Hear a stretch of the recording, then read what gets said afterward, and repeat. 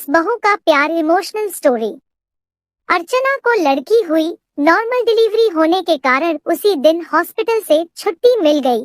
पहला बच्चा था घर में, सभी बहुत खुश थे। सासू जी बहू के आराम के लिए हाल के पास वाले कमरे में बिस्तर लगा रही थी। बहू शाम को घर आ गई। बच्ची को देखने और अर्चना की खबर पूछने रिश्तेदार व पड़ोसी आने लगे। सासू माँ घर का सारा काम भी करती, अर्चना व बच्चे का ध्यान रखती और आने वालों का स्वागत भी करती।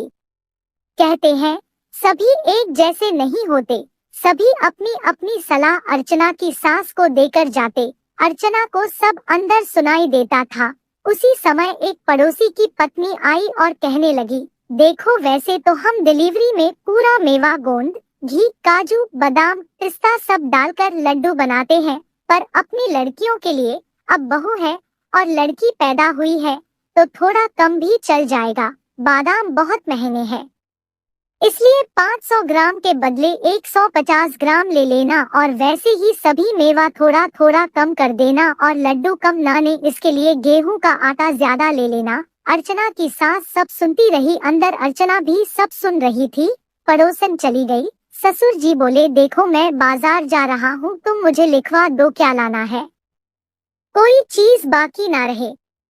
अर्चना की सास ने सामान लिखवाया। हर चीज उनकी लड़की के डिलीवरी के समय से ज्यादा ही थी। ससुर जी ने पूछा, इस बार सभी सामान ज्यादा है, क्या तुम भी लड्डू खाने वाली हो?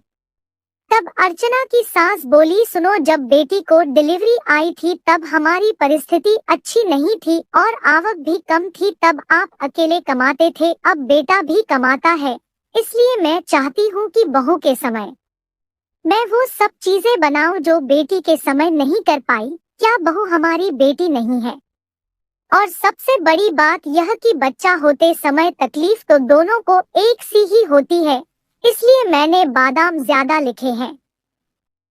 लड्डू में तो डालूंगी ही, पर बाद में भी हलवा बनाकर खिलाऊंगी, जिससे बहू को कमजोरी नहीं आए और बहू पोती हमेशा स्वस्थ रहे। अर्चना अंदर सब कुछ सुन रही थी और सोच रही थी, मैं कितनी खुशकिस्मत हूँ। और थोड़ी देर बाद जब सासू जी रूम में आई तो अर्चना बोली, क्या मैं आपको मम्मी जी की जगह मम्मी कहूँ? बस फिर क्या? दोनों की आंखों में आंसू थे।